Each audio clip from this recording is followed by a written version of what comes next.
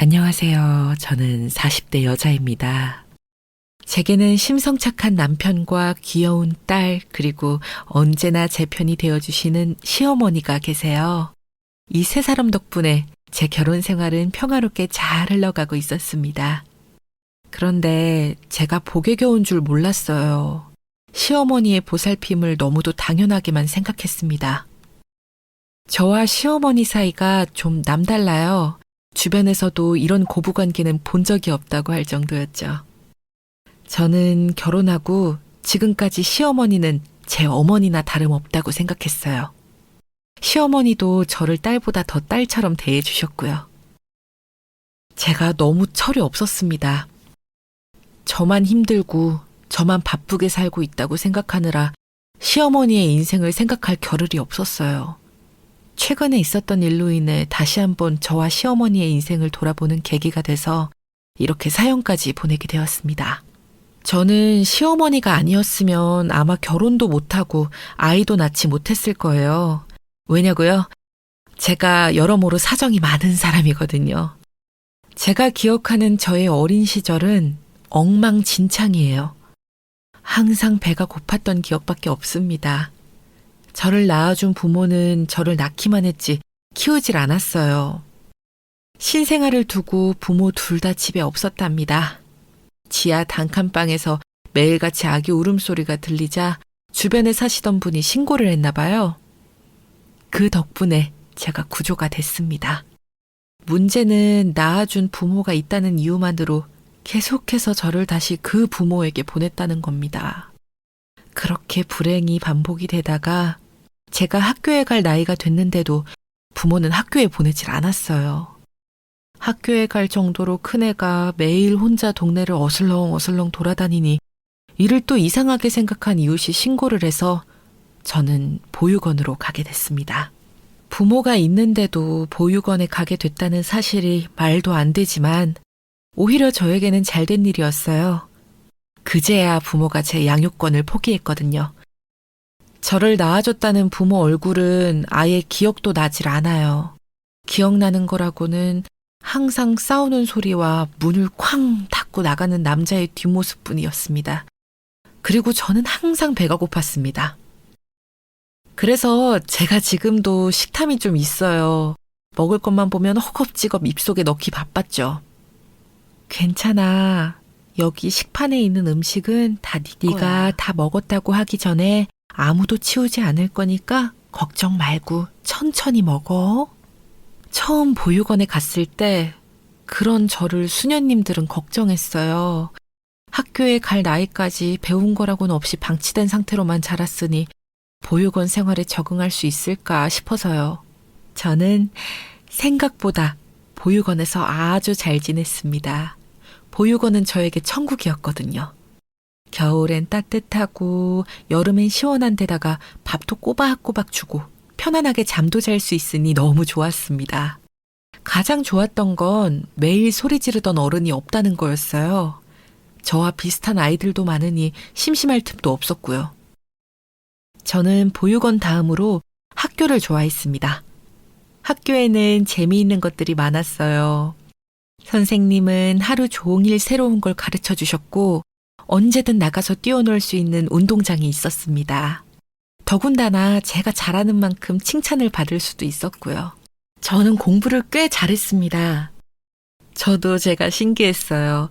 제 앞에서 매일 소리만 질러대던 부모를 닮았으면 절대 그럴 일 없으니까요. 저는 배우는 대로 머리에 쏙쏙 들어왔습니다. 저는 보육원에서 가장 똑똑한 아이로 불렸어요. 수녀님들도 저를 볼 때마다 뿌듯해 하셨습니다. 함께 살던 친구들은 분명 제가 제일 먼저 입양될 거라고 했어요. 그런데 그 말은 사실이 아니었습니다. 저보다 늦게 들어온 동생들도 하나 둘 떠나는데 저는 국민학교를 졸업할 때까지 보육원에 있었어요. 그때까지도 저는 다 괜찮았어요. 입양되지 않아도 상관없었습니다. 저는 보육원이 좋았고 당시에 다니던 학교도 좋아했으니까요. 그런데 한 번 꼬인 인생은 원래 잘 풀리지 않나 봅니다. 중학교에 입학할 때쯤 저도 입양이 되긴 했어요. 보육원이 있던 지역에서 많이 먼 지역으로 가게 됐습니다. 집 바로 근처에 바닷가도 있고 집도 크고 좋았어요. 저를 입양한 부모님들은 연세가 좀 있으셨습니다. 저보다 오빠도 한 사람 있었고요. 저는 제게도 가족이 생겼다는 사실만으로도 너무 좋았습니다. 그런데 제게 선물처럼 찾아온 가족은 제 생각과 달랐습니다. 저를 입양한 양부모님들은 입양에 대해 잘못 알고 계신 것 같았어요. 입양이라는 건 자식으로서 완벽하게 책임지는 것을 말하는 것인데 양부모님은 저를 하인 부리듯 하셨습니다. 그것도 새오빠의 하녀 말이죠. 오빠는 처음 보았을 때 저보다 서너 살 많아 보였어요. 학교 다니지 않았기 때문에 정확한 나이나 학년을 알 순 없었죠. 바닷가 근처의 별장처럼 크고 멋진 집은 새오빠를 위해 지은 집이었어요. 새오빠는 태어날 때부터 지병이 있어 거동이 편하지 않았습니다. 겉으로 보기에도 발목이 살짝 돌아가 있었는데 어떤 병인지는 몰라도 몸이 쇠약하고 목발이나 휠체어가 있어야만 거동할 수 있었어요. 처음엔 저도 큰아들이 아프니 터울이 많이 지지 않는 밝은 여자아이를 입양하고 싶으셨나 보다 싶어 최대한 밝은 모습을 보여드렸습니다. 양부모님에게 예쁨 받고 싶어 새오빠에게도 잘하려 노력했습니다. 그런데 양부모님이 바라는 건 그런 게 아니었어요. 본인들이 일하러 나갔을 때 새오빠의 손과 발이 되어줄 사람이 필요했던 거예요.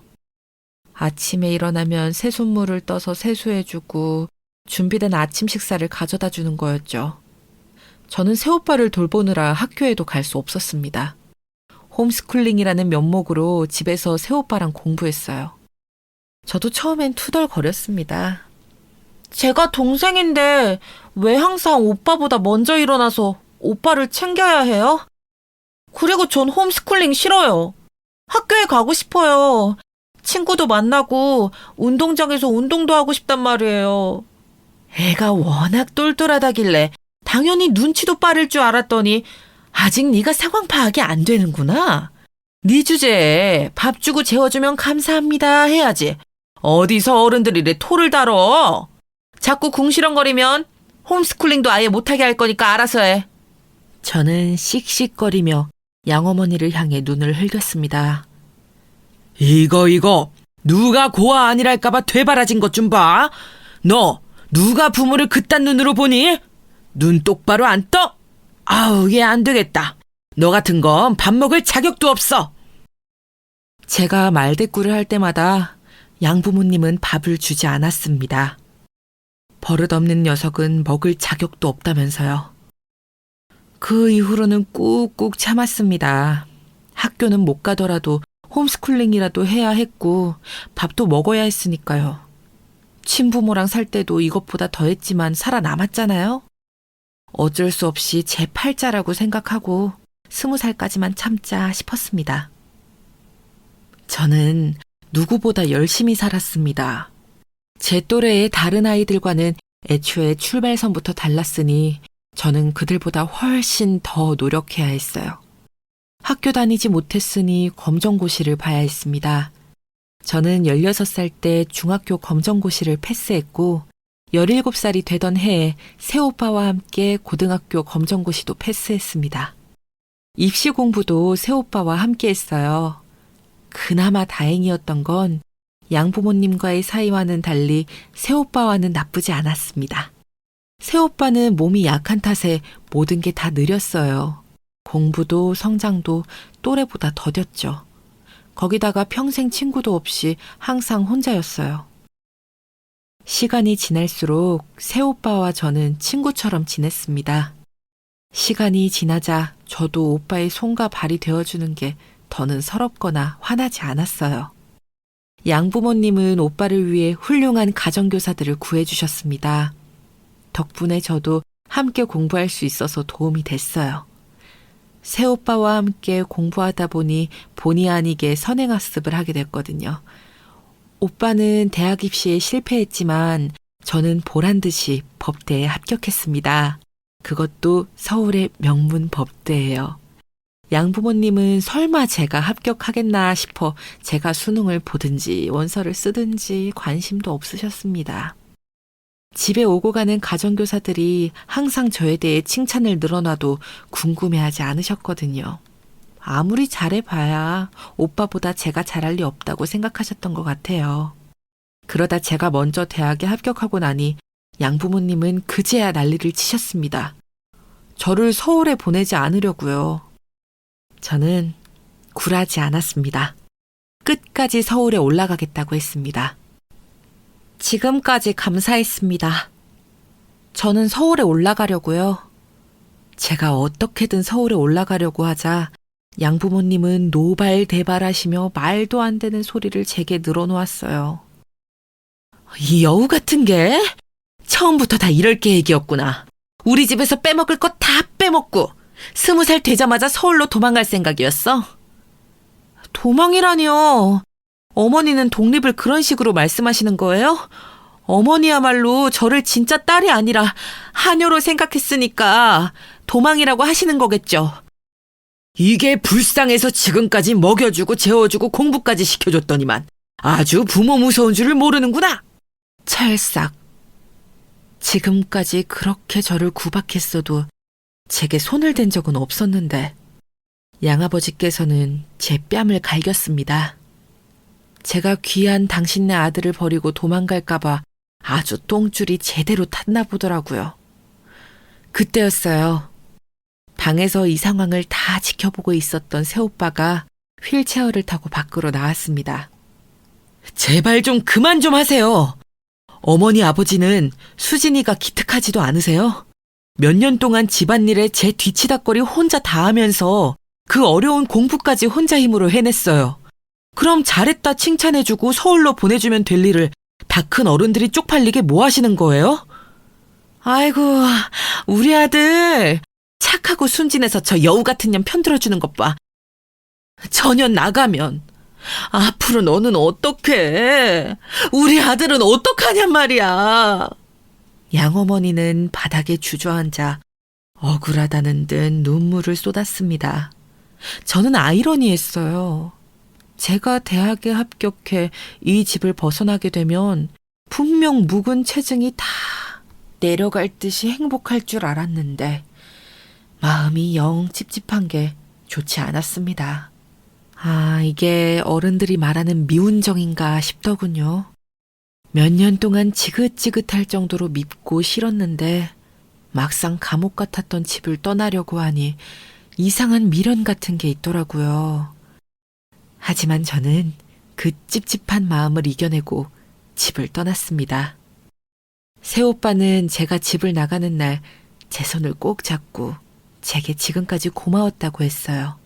제가 없었으면 아마 자신은 몇 년 전에 죽었을 거라고요. 저는 그제야 참았던 눈물이 터졌습니다. 새오빠는 우는 저에게 봉투를 건넸어요. 양부모님께 이야기해서 제 대학 등록금과 서울에 올라가 작은 방 한 칸 구할 돈을 받아냈더라고요. 저는 받을 수 없다고 거절했지만 오빠는 제 손을 더 세게 잡았습니다. 제게 이 정도 돈을 받을 자격은 충분하다고요. 그리고 언제든 힘든 일이 있으면 연락하라고 했어요. 자신이 살아있는 한 다 도와주겠다고요. 저는 그렇게 두 번째 부모에게서 벗어났습니다. 그래도 두 번째 가족은 나쁘지만은 않았어요. 다른 건 몰라도 든든한 오빠가 한 명 생겼으니까요. 대학에 들어가면 제 인생이 180도 달라질 줄 알았는데 전혀 달라지는 게 없더군요. 오히려 더 힘들었어요. 새오빠 덕분에 학교 근처에 작은 방도 구하고 한 학기 학비는 벌었지만 그 이후부터의 삶은 혼자 힘으로 살아내야 했습니다. 제가 거의 마지막 사법고시 세대예요. 공부도 하면서 생활비까지 버느라 하루에 2-3시간 자면서 하루하루를 버텼습니다. 제게는 사법고시가 아주 간절했으니까요. 당시에 제가 살던 하숙집의 주인 아주머니가 그런 저를 너무 딱해 하셨어요. 지금까지 대학생들에게 수도 없이 월세방을 내줬지만 저처럼 비밀 언덕이라곤 하나도 없는 법대생은 처음 보셨답니다. 그때부터 주인 아주머니는 저를 딸처럼 대해주셨어요. 그리고 바로 그분이 지금의 저의 시어머니이십니다. 저와 인연이 많은 분이죠. 당시에 남편도 대학생이었는데 군복무 중이었어요. 시어머니는 일찌감치 혼자 되셔서 아들 하나를 혼자 키우셨어요. 당신도 힘든 젊은 시절을 보내서인지 저를 유난히 아껴주셨습니다. 부모 없이 학교도 제대로 못 다니고 명문 법대까지 들어온 저를 대견해 하시면서요. 대학 4년 내내 시어머니는 제게 밥을 차려주셨습니다. 괜찮다고 해도 항상 아침마다 수업 가기 전에 들르라고 해서 밥을 차려주셨어요. 저는 항상 감사했습니다. 저에게 아무것도 바라지 않고 음식을 내어주는 사람은 처음이었으니까요. 제가 고아라서 혹은 저를 부려먹기 위해서가 아니라 그냥 저를 온전히 예뻐해주고 기특해하고 있다는 게 시어머니의 눈빛에서 다 느껴졌어요.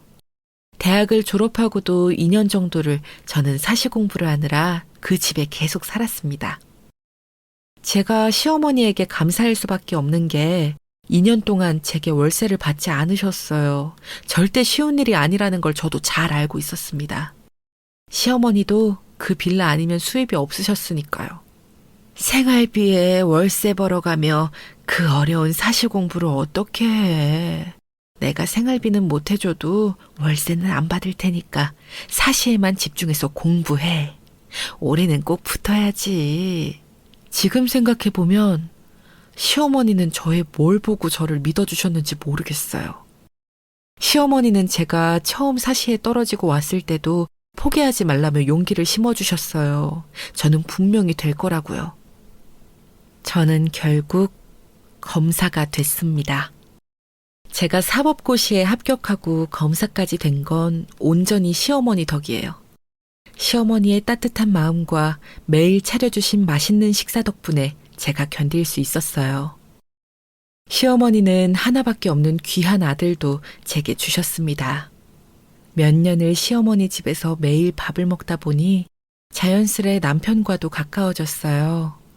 같은 학교에 다니고 있었기 때문에 시작은 서로 선후배 사이로 돈독하게 지냈습니다. 남편은 인성이 훌륭한 사람이에요. 평생 시어머니의 따뜻한 밥을 먹고 사랑을 듬뿍 받고 자라서인지 매사에 긍정적이고 밝은 사람이었어요.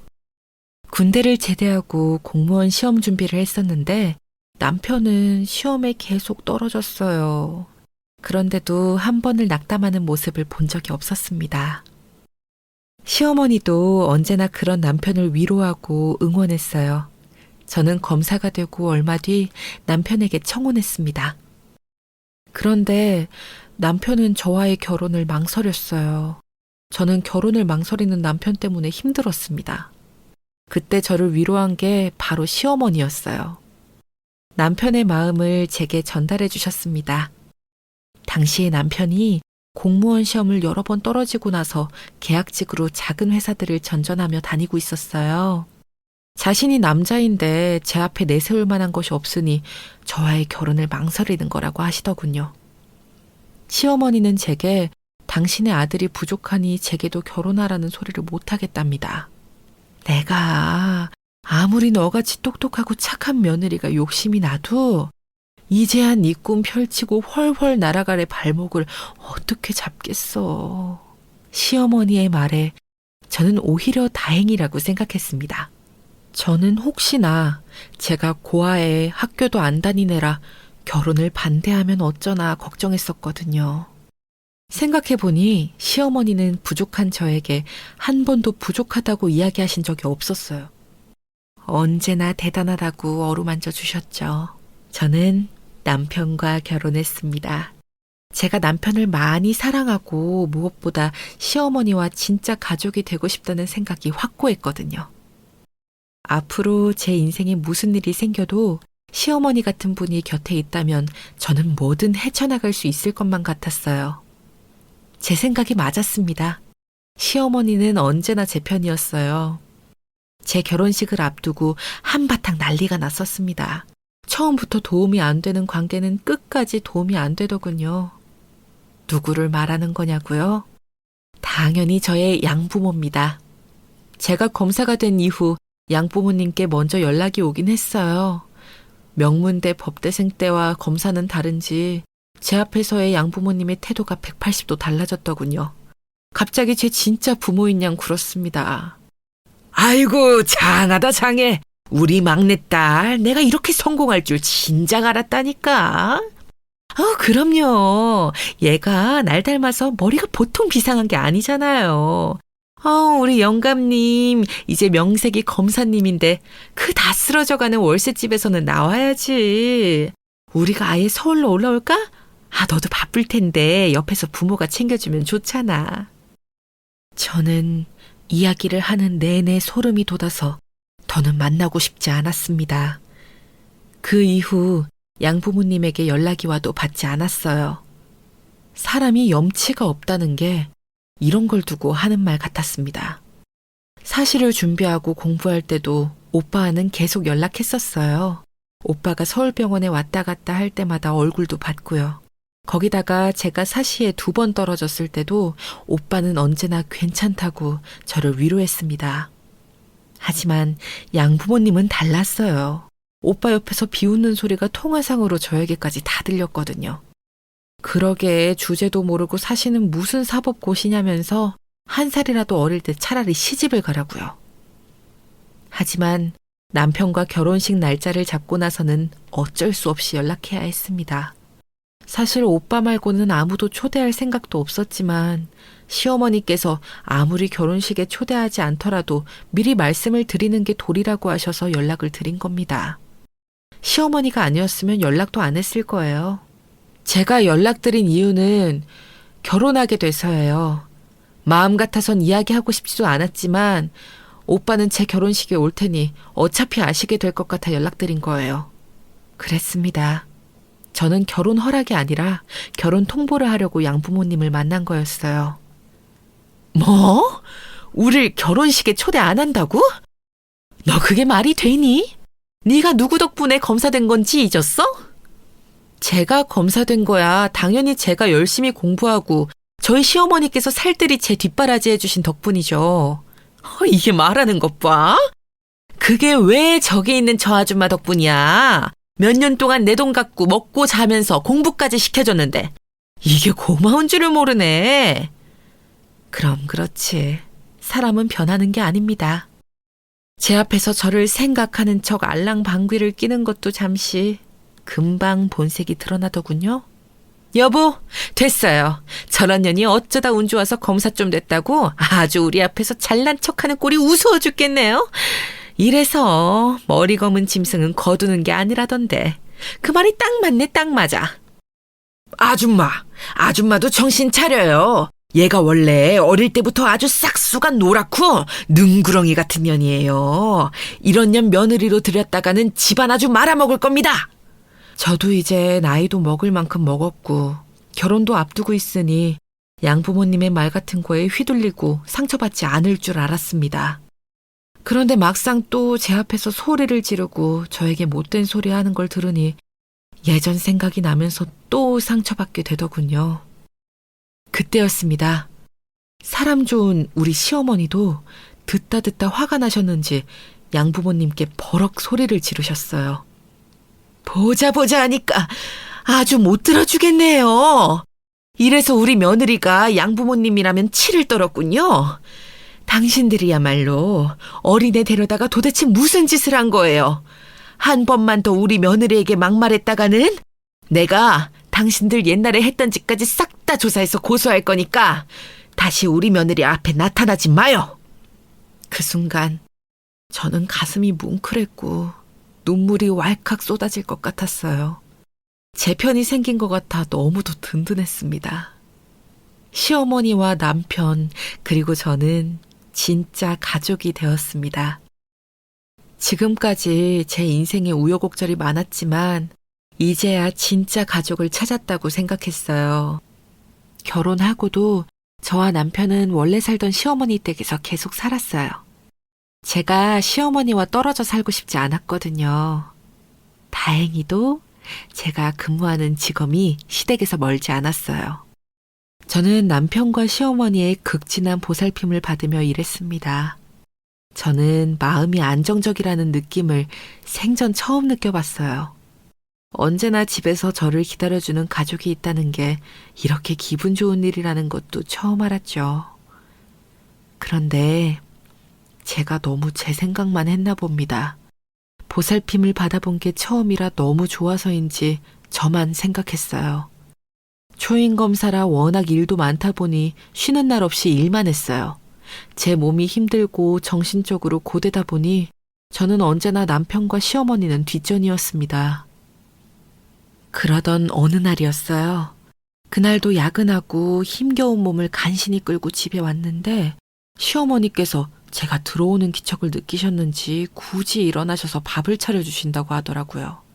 제가 연신 괜찮다고 했는데도 시어머니는 제 얼굴이 야위었다면서 마른 얼굴을 비비며 나와 한 상을 차려주셨습니다. 시어머니의 얼굴을 바로 마주하고 본 게 오랜만이었어요. 그러고 보니 며칠 새 시어머니 얼굴이 안 좋아지셨더라고요. 저는 그제야 걱정이 돼서 시어머니에게 무슨 일이 있냐고 물었어요. 그런데 시어머니가 우물쭈물 말을 안 하시더라고요. 저는 아무래도 이상해서 꼬치꼬치 물었습니다. 그러자 시어머니도 어렵게 말문을 여시더군요. 저는 시어머니 말을 듣자마자 놀라 어안이 다 벙벙했습니다. 매일 살 비비고 사는 남편에 대한 일인데 제가 너무 모르고 있더라고요. 당시에 남편은 작은 중소기업에 다니고 있었습니다. 얼마 전 정직원이 됐다면서 남편이 좋아했어요. 그런데 회사에 워낙 직원이 많지 않다 보니 영업도 나가야 하고 현장에도 직접 나가야 해서 일이 많아 힘들다는 이야기는 들었습니다. 그런데 생각해보니 구체적으로 남편이 어떻게 지내는지는 저도 물은 적이 없더군요. 남편이 직장 내 괴롭힘을 당했답니다. 아니, 당하고 있답니다. 얼마 전에 남편이 취해서 집에 들어왔대요. 평소 회식 자리가 아니면 맥주 한 잔도 입에 안 대는 사람인데 시어머니는 이상해서 이것저것 물었답니다. 무슨 일이 있었나 해서요. 취기에 남편이 말을 하는데 바로 위에 상사가 남편을 미워한답니다. 처음엔 시기를 좀 하는 것 같더니만 나중에는 직원들을 주동해 밥도 혼자 먹게 하고 일도 몰아서 시키는 등 아주 고전적인 방법으로 힘들게 하나 보더군요. 부당한 대우에 남편이 몇 번 말대꾸했더니 그때부터는 대놓고 무시하고 막말까지 했답니다. 와이프가 검사라고 믿는 구석이 있어서 그런가 아주 회사 생활을 설렁설렁 자기 멋대로 건방지게 하네. 제가 팀장님 일까지 다 맡아서 하고 있는데 설렁설렁이라니요. 팀장님이야말로 자꾸 직원들 주동하시면 저도 가만히 있지 않을 거예요. 아이고 무서워라. 왜? 검사 와이프한테 이러기라도 하게? 지호씨 와이프는 도대체 뭘 보고 결혼했을까? 검사라더니 머리는 좋은데 남자 보는 눈은 아주 엉망인가 봐. 남편은 학교도 좋은 대학을 나왔고 남들보다 성실하게 학교 생활을 해서 학점도 좋았어요. 이상하게 직장운이 없었습니다. 여러모로 남편보다 부족한 친구들도 대기업에 척척 들어갔는데 남편은 항상 면접에서 떨어졌습니다. 워낙 성실하고 차분한 사람이라 어디 가나 잘할 텐데 자꾸만 최종 면접에서 떨어지니 옆에서 보는 저와 시어머니도 안쓰러웠습니다. 저와 시어머니는 항상 남편에게 급할 거 없으니 천천히 다시 준비하라고 했었어요. 하지만 남편 마음은 그렇지 않았던 것 같아요. 지금 다니는 직장에 들어가서도 어떻게든 정직원이 되려고 최선을 다했습니다. 그런 성실한 사람이 힘들게 들어간 직장에서 그런 취급을 당하고 있을 줄은 꿈에도 몰랐습니다. 네가 워낙 똑똑하고 잘났으니 이 녀석 나름대로도 마음고생이 있었나 봐. 어떻게든 잘하는 모습만 보여주고 싶어서 혼자 말도 못하고 끙끙하고 있었나 보더라고. 하필이면 왜 그런 나쁜 팔자를 닮아서는. 저는 너무 속상했어요. 그리고 시어머니의 마음이 얼마나 힘드실지를 생각하니 마음이 울컥했습니다. 시어머니는 처음으로 제게 속에 있는 이야기를 하셨어요. 알고 보니 시어머니도 남편과 비슷한 경험이 있답니다. 고등학교 시절 같은 동급생에게 지독하게 괴롭힘을 당하셨대요. 어릴 때부터 시어머니 댁이 고물상을 하셨었는데 그걸 가지고 놀리면서 무시하는 학생이 있었답니다. 교복이 더럽다고 잡아당기면서 고물상에서 주워다 입었냐로 시작해 교실에 있는 쓰레기란 쓰레기를 시어머니 책상에 가져다 놓거나 얼굴에 던졌답니다. 이거 다 너희 고물상에 가지고 가면 얼마 주냐? 그만해. 던지지 마. 어쭈. 야, 친구가 다 너 생각해서 힘들게 더러운 쓰레기 모아다 주는데 이게 고마운 줄 모르고 어디서 소리를 질러? 그 동창이 하도 고물상 하면서 놀려대니 시어머니 댁이 고물상 한다는 걸 전교생이 다 알았답니다. 시어머니가 지나가면 뒤에서 수군거리는 학생들도 많았대요. 안 그래도 얌전하고 조용한 성격의 시어머니는 주눅이 들어 점점 더 말수가 줄었고 나중에는 누구와도 어울리지 못했답니다. 내가 그때만 생각하면 후회가 돼서 자다가도 이불을 찬다니까. 그때 더 당당하게 행동했어야 했는데. 근데 우리 아들까지 나 같은 취급을 당하면서 회사 다닌다고 생각하니까 속이 답답하고 먹먹한 게 너무 힘들다. 저는 왜 지금까지 제게 말하지 않았냐고 언질이라도 해주셨으면 가만두지 않았을 거라고 울부짖었습니다. 매일 밖에 나가 남의 일이나 해결해주고 억울한 사람들 이야기 들어주느라 저에게 가장 소중한 사람에게는 소홀했어요. 저는 그날 밤 남편과 밤새 이야기를 나눴습니다. 그리고 지금까지 회사에서 있었던 일들을 모두 다 정리해서 그 팀장인지 뭔지 아는 놈에게 소장을 날려줬습니다. 이제는 제가 시어머니와 남편의 편이 되어줄 차례라고 생각했어요.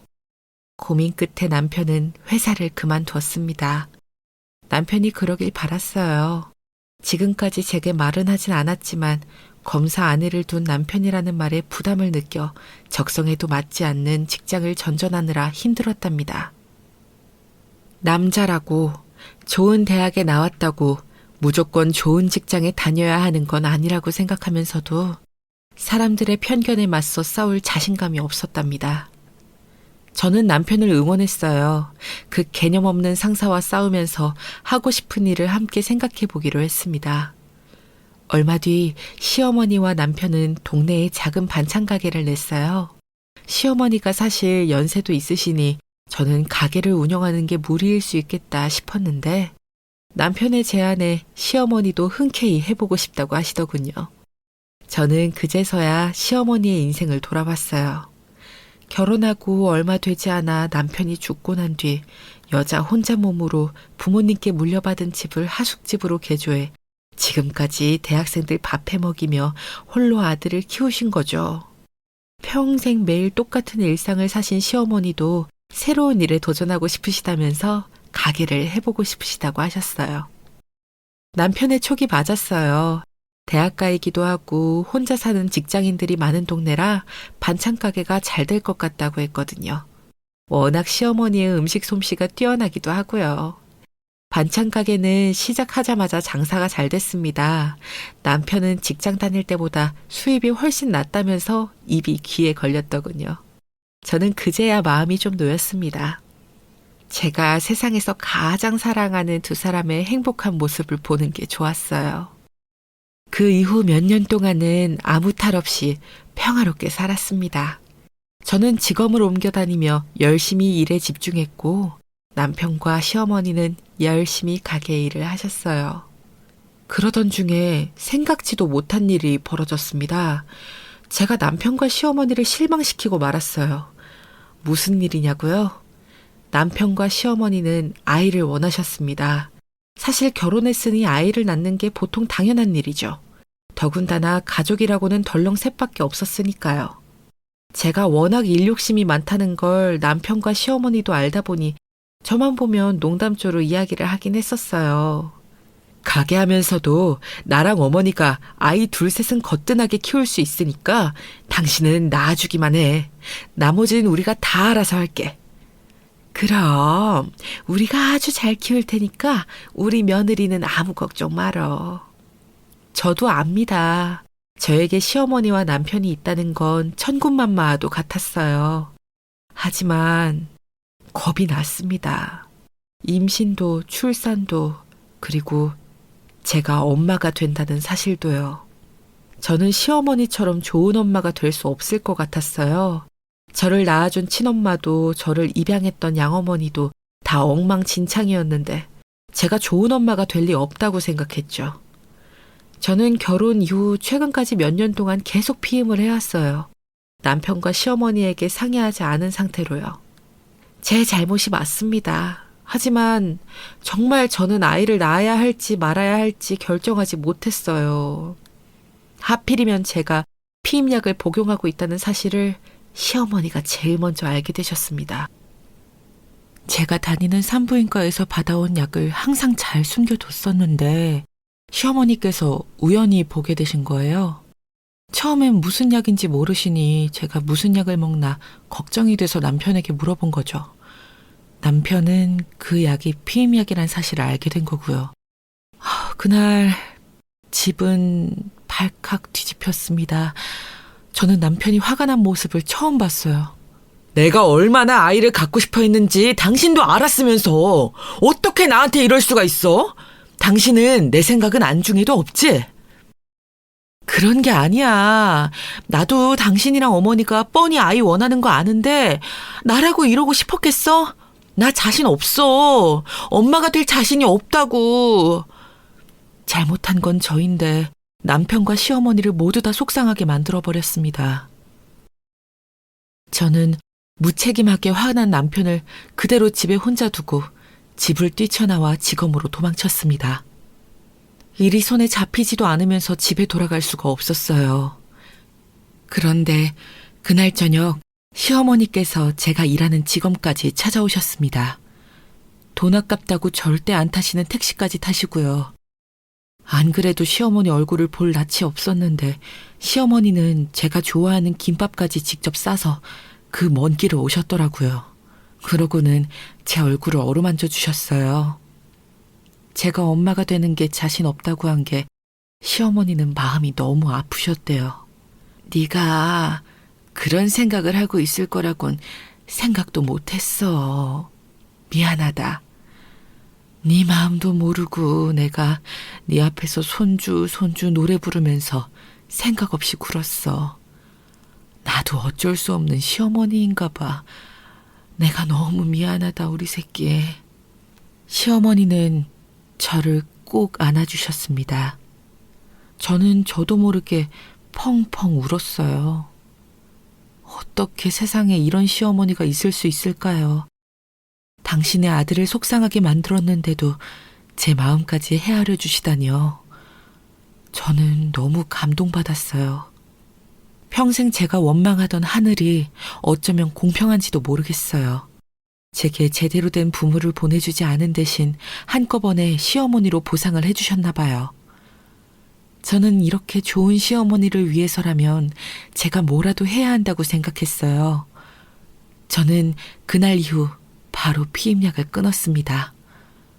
어느새 제 나이도 40을 바라보고 있었으니 애가 생기지 않을 수도 있겠다 싶었거든요.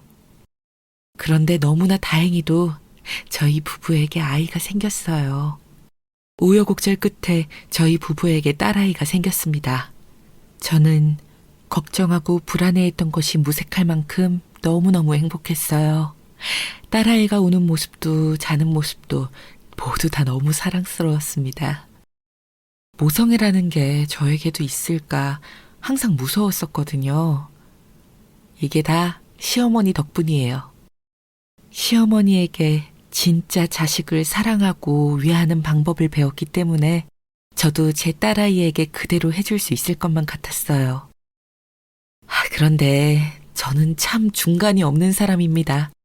최근까지 좋은 엄마가 될 수 있을까 걱정했던 게 무색할 만큼 아주 유난한 엄마가 되어 있었어요. 제가 유난해지는 데에는 제 직업도 한몫했습니다. 매일 말도 안 되는 범죄를 저지른 범죄자들만 만나다 보니 세상을 믿지 못했어요. 그런 모습이 육아하는데도 버젓이 드러났습니다. 자꾸만 시어머니와 남편에게 하지 않아도 될 잔소리까지 하게 됐어요. 신생아 때부터 먹이고 재우는 걸 남편에게 항상 보고받아야 마음이 편했습니다. 딸아이가 어릴 때는 남편도 제가 원하는 대로 해줬어요. 매일 바쁘게 일하는 엄마다 보니 아이가 얼마나 보고 싶을까 하는 마음에 남편도 아무리 바빠도 항상 사진을 보내주었죠. 그런데 그게 아이가 6살이 될 때까지 이어졌어요. 저는 아이의 모든 일거수일투족을 알고 싶어 했습니다. 그러다 보니 자연스레 잔소리할 수밖에 없었어요. 저야 애를 낳기만 했지 사실 전혀 육아에 대해 모르다 보니 어디서 주워들은 얘기로 그런 건 왜 먹이냐, 옷 좀 단단히 입혀라 등등으로 남편과 시어머니를 괴롭히고 말았습니다. 한 번은 그런 적도 있었어요. 남편은 어린이집을 하원하면 그대로 딸을 가게에 데리고 왔습니다. 저는 그 부분이 마음에 들지 않았어요. 어차피 오후 시간대라 가게도 바쁘지 않은데 가게는 시어머니에게 잠깐 맡기고 놀이터에서라도 좀 놀아주다 오길 바랐습니다. 항상 애가 반찬 가게에서만 지내고 혼자 노는 게 마음이 쓰였거든요. 그래서 몇 번 이야기했더니 남편이 구시렁거리더군요. 나도 새벽부터 장 보고 내내 일하느라 힘들어. 하원 시간이 그나마 가게가 제일 한가할 텐데 나도 그때라도 와서 좀 쉬어야지. 애 키우는 사람이 쉴 시간이 어디 있어. 당신 애 낳기 전에 뭐라 그랬어? 낳아주기만 하면 알아서 잘 키울 거라며. 그 잠깐 놀이터 데리고 가는 게 힘들어서 이래? 무슨 아빠가 그러냐? 대학 때부터 시어머니와 내내 한 집에 살았으니 제가 참 뭘 몰랐습니다. 아무리 편해도 시어머니 앞에서 남편과 싸우면 안 되는 건데 저도 모르게 툭하면 남편을 몰아붙였어요. 그럴 때마다 시어머니는 철없는 며느리 마음 헤아려 주시느라 중간에서 고생이셨어요. 우리가 생각이 짧았어. 애가 한참 뛰어놀아야 할 나이에 매일 좁은 반찬 가게에만 앉아서 만화만 보고 있으니 그건 아니지. 걱정 마라. 내가 운동할 겸 하원시키면서 놀이터 데려갈게. 그때도 저는 철없이 역시 우리 시어머니라고 엄지손가락을 축혀 세웠어요. 시어머니도 연세가 드셔서 몸이 성치 않은 것도 모르고요. 결국 제가 또 사달을 냈습니다. 시어머니께서 딸아이를 데리고 놀이터에 가셨다가 크게 넘어지셨어요. 딸아이가 놀다 그네에서 떨어졌는데 그때 아이를 받으려고 시어머니께서 뛰어가다 넘어지시면서 허리를 다치셨어요. 그런데 제가 또 큰 잘못을 저질렀습니다. 다친 건 시어머니인데 제 딸 걱정만 한 거죠. 그날 연락을 받고 저는 일도 하다 말고 집에 왔습니다. 그리고 딸아이를 붙잡고 제 딸 걱정만 했어요. 심지어 시어머니에게 짜증까지 냈습니다. 아직 어려서 그네 탈 때는 꼭 옆에 있어야 한다니까요. 또 벤치에 앉아서 노래 듣고 계셨죠. 여보, 지금 뭐 하는 거야? 아무리 속상해도 그렇지 어머니 허리 다친 거 안 보여? 저는 그제야 정신을 차렸습니다. 평소 시어머니가 자꾸만 딸아이 앞에서 트로트를 틀어놓고 영상을 보여주시는 게 싫었던 터라 엄한 소리가 저도 모르게 튀어나온 거예요. 저는 이미 뱉어놓고 아차 싶었습니다. 시어머니께서 고개를 푹 숙이고 계신 모습이 그제야 보였거든요. 이제와 말을 주워 담을 수도 없고 정말이지 제 머리를 세게 쥐어받고 싶었습니다. 저는 제가 저지른 만행을 만회하기 위해 시어머니 허리가 다 나을 때까지는 제가 병원에 모시고 다니기로 했습니다. 지검에도 아예 휴가를 냈어요. 시어머니는 그럴 필요 없다고 괜찮다고 하셨지만 그렇게라도 하지 않으면 제 마음이 너무 안 좋았습니다. 그러고 보면 시어머니는 언제나 저에게 괜찮다고만 하셨어요. 하지만 그럴 리 없습니다. 서운한 게 당연해요. 저는 제가 잘못한 게 있으니 시어머니의 마음을 풀어드리고 싶었습니다. 그날도 병원에 갔다가 나오면서 시어머니에게 맛있는 음식을 사드릴 생각이었어요. 그런데 병원을 나와 주차장으로 가려고 하는데 누군가 시어머니에게 다가오더군요. 시어머님 또래의 웬 아줌마였습니다. 상대방이 너무 신나서 시어머니를 아는 척하길래 저는 당연히 반찬가게 손님인 줄 알았어요. 그런데 좀 이상했습니다. 상대방 아줌마는 방방거리며 아는 척을 하는데 시어머니 얼굴은 새하얗게 질려 있더라고요. 저는 시어머니가 걱정돼서 부축하며 괜찮냐고 물었습니다. 시어머니는 제 말도 잘 들리지 않으시는지 어쩔 줄을 몰라 하시더군요. 나야 나 진양고 김양미. 너 설마 나 기억 안 나냐? 내가 너한테 얼마나 잘해줬는데 아우 나를 기억 못하니 서운하다 야. 알고 보니 그 소란스러운 아줌마는 시어머니의 고등학교 동창이었습니다. 그래. 나는 좀 바빠서 먼저 가볼게. 여전히 새하얗게 질린 얼굴로 고개도 들지 못하는 시어머니가 저는 너무 걱정됐습니다. 그때였어요. 동창생이라는 아줌마가 아주 촐싹맞게 웃으면서 푼수를 떨더군요. 저는 그제야 이 아줌마의 정체를 알 수 있었어요.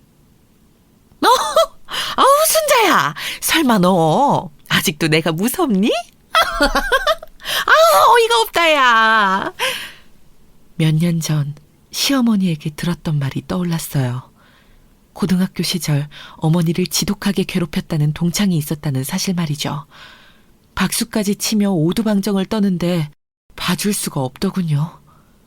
저는 시어머니를 부축하며 빨리 차로 가자고 서둘렀어요. 시어머니의 표정을 보니 한시라도 빨리 이곳을 벗어나야겠더라고요. 혹시 순자 딸? 너 어쩜 너는 어른을 보고도 인사를 안 하니? 하긴 네 엄마도 학교 다니는 내내 내 눈도 못 마주치고 했다. 순자 너는 뭐하고 사니? 아 설마 아직도 고물상하는 건 아니지? 이상한 여자인 게 확실했습니다. 남의 이야기는 아예 들을 생각도 안 하고 자기 할 이야기만 주절주절 떠들어대더군요. 아줌마, 그만 좀 하시죠. 나이살 먹고 유치하게 뭐 하시는 거예요? 학창시절에는 철없어서 실수했다고 해도 나이 들어서 만났으면 바로 사과부터 하셔야죠. 저도 웬만하면 그 자리를 피하려고 했는데 하는 말 꼬락서니를 보니 도저히 참을 수가 없었습니다. 얼씨구? 젊은 년이 아주 싸가지가 없네. 순자 너는 뭔 놈의 딸을 이따위로 키웠니? 뭐 이딴 아줌마가 있나 싶어 저는 한 소리를 퍼부어줄 생각이었습니다. 그런데 그때 믿기지 않는 일이 벌어졌어요. 이게 어디서 감히 내 며느리 가지고 함부로 말해? 너 우리 며느리가 누군 줄 알아? 얌전하고 점잖기로 유명한 시어머니께서 개념 없는 동창생 아줌마 머리끄덩이를 덥석 잡아 흔들었습니다. 순자! 너 이런 이거 안 나? 오호라! 딸년이 아니라 며느리였구먼. 꼴의 아들 장가는 보냈나 보지? 니까짓 년 며느리가 잘나봐야 구질구질 고물상 며느리지. 동창 아줌마는 머리채를 잡힌 채로도 쉬지 않고 떠들었습니다. 병원에서 나오던 사람들이 모두 다 우리를 쳐다보며 쑥덕거렸어요. 엄마! 여기서 지금 뭐 하는 거야? 아줌마가 뭔데 우리 엄마 머리채를 잡아요? 아이고 우리 아들, 엄마 죽는다 죽어. 너 우리 아들이야말로 누군지 알아? 우리 아들 변호사 사무실에서 일해. 내가 우리 아들 시켜서 순전이년 고소하라고 할 거야. 주차장에서 차를 가지고 오던 동창 아줌마의 아들이 상황을 보고 놀라서 급하게 차를 세우고 내렸습니다. 그런데 그 순간 말도 안 되는 일이 벌어졌어요. 설마 검사님 아니세요? 세상 참 좁습니다. 재수없는 동창 아줌마 아들이라는 사람이 제가 너무 잘아는 사람이었어요. 동창 아줌마 말이 다 틀린 건 아니더군요. 그 집 아들이 변호사 사무실에서 일하기는 해요. 아들, 너 지금 뭐하고 떠드는 거야? 검사? 순자 며느리가 검사라고? 네, 맞아요. 저 검사예요. 그래서 제가 아줌마 아드님도 아주 잘 알죠. 복역 끝나고 김 변호사님 사무실에서 일 도와주고 있다는 이야긴 들었는데 잘 지내셨어요? 설마 아직도 어디서 사기치고 다니시는 건 아니죠?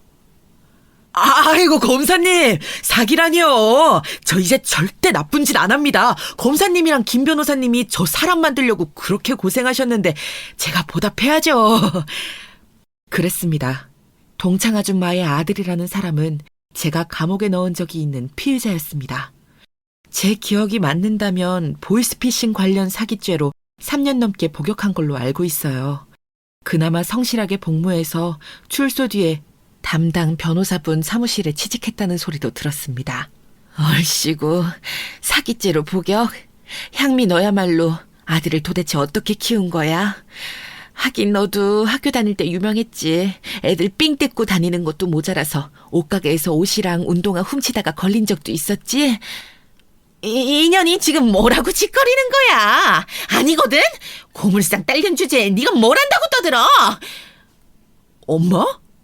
이제 보니 완전 개날라리였구나. 뭐야 이 새끼가. 정가자 주제에 어디서 엄마한테 헛소리야. 내가 너 때문에 저런 년한테 무시까지 당해야겠어? 정말이지, 세상엔 참 답 없는 인간들이 많습니다. 저런 아줌마 때문에 저희 시어머니의 학창시절이 엉망진창이었다는 게 너무나도 마음 아팠습니다. 저기요, 김양미 씨. 제 이야기 잘 들으세요. 지금부터 한마디만 더 하면 내가 당신이랑 같은 학교 다닌 동창들 싹 다 찾아가서 진술받을 거예요. 그래서 당신이 고등학교 내내 우리 어머님 괴롭힌 거 싹 다 증거 찾아서 고소할 테니까 거기서 한마디만 더 해요.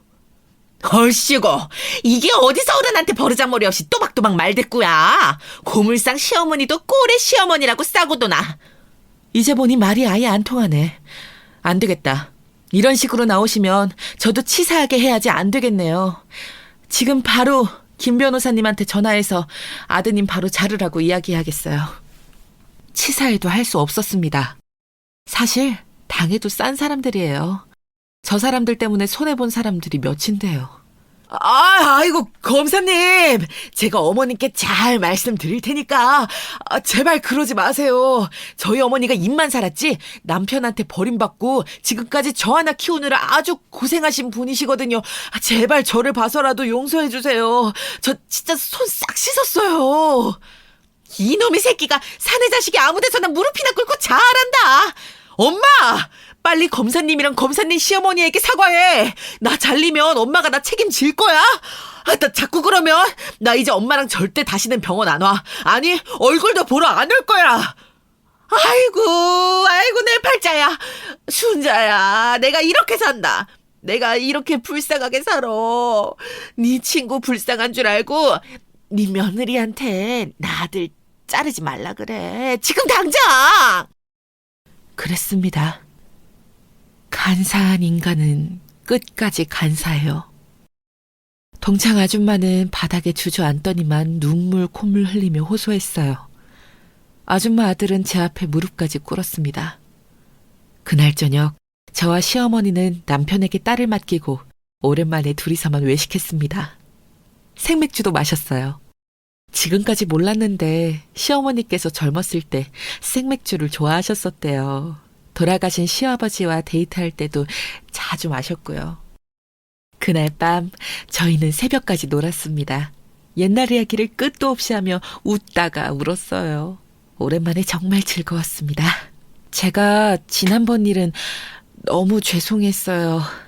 어머니가 저한테 어떻게 해주셨는데 제 딸 귀하다고 시어머니께 함부로 말했어요. 정말 잘못했습니다. 괜찮아. 부모 자식 간에 그럴 수도 있지. 나는 다 잊었어. 오늘 네가 내 평생의 복수를 멋지게 해줬잖아. 난 그거면 됐다. 저와 시어머니는 그날 밤 취해서 어깨동무하고 집에 들어왔습니다. 그날 밤은 제 평생에 못 잊을 거예요. 시어머니와 제가 정말 엄마와 딸 같았거든요. 지금은 아예 시어머니에게 그냥 엄마라고 부릅니다. 딸아이 앞에서 남편도 저도 시어머니를 엄마라고 부르니 딸아이가 가끔 혼란스러워하기는 하지만 딸아이도 커가면서 차차 알게 되겠죠. 우리 가족이 얼마나 돈독한지 말입니다. 저의 긴긴 인생 이야기 지금까지 들어주셔서 감사합니다. 여러분의 가정에도 항상 행복한 일만 있으시기 바랍니다. 안녕하세요. 저는 올해 70인 노인입니다. 삶이 얼마 남지 않았는데 이렇게 뜻밖에도 사연을 보내게 되네요. 사실 그리 좋지 않은 일을 겪었는데 가는 길에 털어내버리고 가고 싶어서 이렇게 사연을 보내봅니다. 이 일을 겪은 것은 불과 반년 정도밖에 되지 않았어요. 워낙 얼마 되지 않은 일이라서 지금도 기억이 생생하고 여전히 힘이 드네요. 저는 제 나이로는 조금 늦게 결혼해서 아이도 늦게 낳은 편이었습니다. 남편은 동갑이었고 30에 만나 결혼했어요. 저도 남편도 공부를 좀 많이 한 사람들이어서 당시 학업에 빠져 있느라고 결혼이 늦어졌죠. 공부를 끝내느라고 아이도 늦게 하나만 낳았어요. 제가 나이 35에 아들을 낳았는데 당시에는 제가 정말 노산 중에 노산이었죠. 요새야 아이 낳는 평균 연령이 아주 많이 늘어났다지만 그때는 거의 병원 산부인과에 누운 애기 엄마들이 20대 중초반이었거든요. 제가 다른 산모들보다 거의 10살 정도가 많았던 거니 얼마나 차이가 났는지 아실 수 있겠죠. 나이 먹어서 아이를 낳으려니 뼈가 굳어서인지 몸이 너무 아프더군요. 그런데 진통이 심하다고 마음 놓고 소리를 지르기엔 옆에 있는 어린 애기 엄마들 보기가 부끄러웠어요. 아들은 또 상당한 우량아로 나와서 제가 더 힘들었었죠. 임신은 그래도 쉽게 되었었는데 출산 자체가 아주 힘들고 고통스러웠던 기억이 있네요. 그런데 아이 낳아 길러보신 어머니들은 다들 아시겠지만 하나뿐인 아이니 얼마나 예뻤겠어요. 게다가 아들이었고 심지어 35에 아주 늦게 본 늦둥이였어요. 처음에 저희 부부는 결혼을 해서 공부만 해도 된다. 우리 돈 벌면서 최첨단 유행하는 부부들처럼 아이 없이 살자면서 건방을 떨었었죠. 하지만 결국 살다 보니 아이를 낳는 것이 얼마나 잘한 결정이었는지 계속해서 되뇌이게 되었답니다. 아들은 정말 자라나는 동안 저희의 사랑이자 자랑이었거든요. 저희 부부는 살면서 경제적으로는 상당히 윤택했어요. 저야 공부를 많이 했어도 아이 낳고서는 그냥 집안에 들어앉아서 가정주부로 살림을 돌봤지만 남편은 공학박사 학위를 따서 관련 업종에 종사했거든요. 당시에는 공대가 그렇게 높은 평가를 받지 못했지만 정작 기업에 들어가서는 아주 출세가도를 달렸어요. 나름대로 이름되면 알만한 기업에서 기술로 인정받고 또 계속해서 승진해서 젊은 나이에 임원도 달았죠. 남편은 정말 일도 공부도 열심히 하는 사람이었고 가정에도 충실한 사람이었답니다. 일 때문에 바빠서 저와 아들을 보는 시간이 줄어드니 그것을 미안해하면서 항상 주말 하루는 꼭 시간을 내서 집에서 함께 지냈죠. 비록 멀리 놀러 가지는 못했어도 남편은 언제나 아이를 끌어안고 책도 읽어주고 함께 놀이터에도 나가면서 주말 하루를 보내주었어요. 그럴 때마다 맛있는 메뉴를 골라서 밥을 정성껏 하는 게 제 보람이었죠. 사실 제 시대의 다른 여성들의 삶을 생각해보면 제 인생과 남편에 대해서 투덜거릴 여지가 없어요. 친구나 동창들만 보아도 남편이 바람 피우거나 시댁이 못되거나 아이들이 속을 썩이거나 그것도 아니면 경제적으로 쪼들려서 힘들어하거나 하는 일을 계속해서 겪는 사람들이 많았거든요. 하지만 저는 평생 동안 그렇게까지 힘든 일은 단 한 번도 겪지 않고 살았답니다. 교회에도 평생 성실히 나갔고 거기에서 만난 좋은 친구들도 많았고요. 남편은 단 한 번도 외도하지 않았고 경제적으로 풍요롭게 해줄 만큼 능력도 있었어요.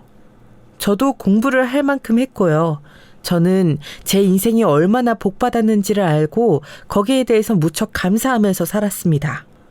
하지만 인생이 언제나 그렇게 행복할 수만은 없는 노릇이죠. 제 불행은 딱 하나에서 시작했습니다. 바로 남편이 너무 일찍 사망한 거였죠. 남편은 저와 동갑이었는데 아들이 대학에 들어가기 전에 사망했어요. 53세에 사망했는데 원인은 암이었죠.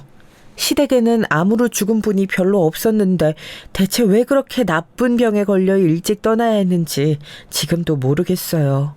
아마도 일을 너무 많이 해서 그로 인한 스트레스 때문에 사망한 게 아닐까 그렇게 생각이 들고는 해요. 똑같은 나이였던 저는 정말로 암담해졌었죠. 사실 그 나이쯤 되면 사랑보다는 정으로 살게 마련이죠. 당시 저는 남편이 그렇게 사망한 것이 너무 슬프기도 했지만 동시에 아직 대학도 들어가지 못한 저희 아들하고 제가 어떻게 살아야 할지 너무 걱정이 되었어요.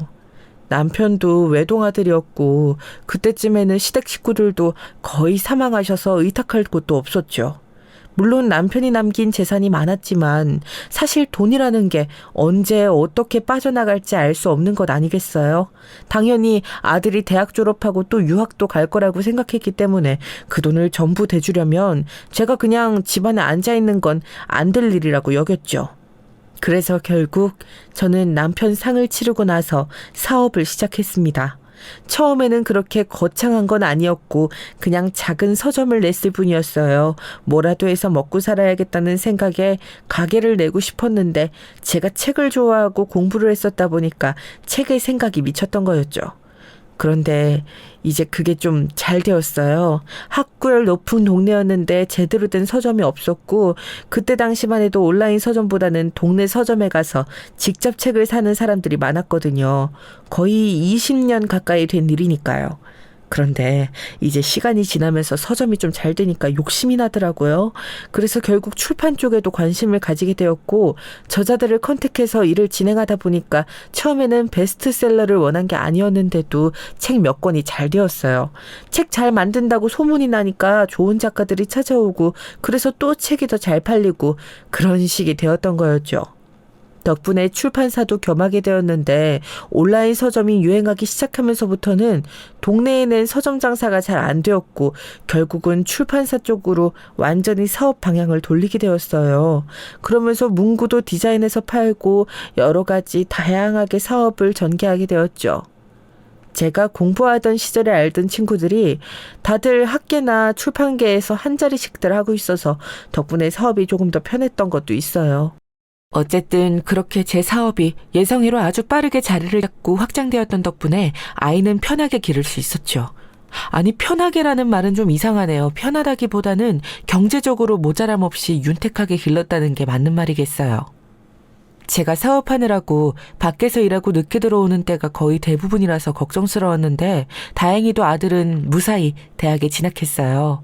그리고 제 예상대로 유학도 가서 공부도 상당히 많이 하게 되었죠. 남편이 세상을 떠난 뒤 대학에 곧 진학한 아들은 그 후로 거의 12년 정도 걸려서 공부를 마쳤어요. 그 사이 군대도 다녀오고 하느라고 좀 늦어진 감은 있었죠. 유학 비용도 걱정 없이 대줄 수 있었던 것이 어미로서는 가장 기쁜 일이었네요. 그 후 아들은 한국으로 다시 돌아와서 대기업에 취직했어요. 제 아빠를 닮아서인지 공대 쪽으로 공부를 했는데 기업에서도 인재라고 인정을 해주어 상당히 쉽게 취업을 하게 되었죠. 그동안 열심히 학업에만 집중하느라고 연애라고는 전혀 하지 못했던 아들은 좀 쑥맥이었는데 취직하고 나서는 곧장 여자친구를 사귀었어요. 사실 이러다가 연애 결혼을 못해서 중매를 해주어야 하나 고민하던 저는 아들이 연애를 시작했다는 소식에 무척 기뻤었죠. 그런데 아들이 처음 사귀었던 아가씨가 좀 의외였어요. 저는 같은 회사에 근무하는 아가씨 중 하나를 사귀지 않을까 기대했던 건 있었는데요. 하지만 아들은 같은 회사 아가씨가 아니라 회사 1층 카페에서 일하는 바리스타 아가씨하고 눈이 맞아서 사귀더라고요. 사실 정식 바리스타도 아니고 커피 주문 받고 디저트 서빙해주는 아가씨인 것 같긴 했어요. 쉽게 말해서 아르바이트생이었던 거였죠. 저는 처음에는 좀 당황했지만 그래도 사람을 직업으로 차별하는 건 조금 아닌 것 같더라고요. 제가 그 아가씨의 됨됨이를 알지도 못하는 상황에서 아들한테 왜 그런 여자를 사귀냐고 참견하는 것도 우스운 일인 것 같았고요. 아들한테 별 말을 안 했더니 그 후로 쭉 사귀면서 거의 2년 동안 연애를 했어요. 그렇게 안정적으로 나름대로 사귀는 것을 보니까 그래도 저쪽도 괜찮은 아가씨가 아닐까 하는 기대감이 들었던 것도 있었죠. 그러고서 결혼하겠다고 아가씨를 데리고 오더라고요. 상견례를 했을 때 기대하고는 좀 다르긴 했어요.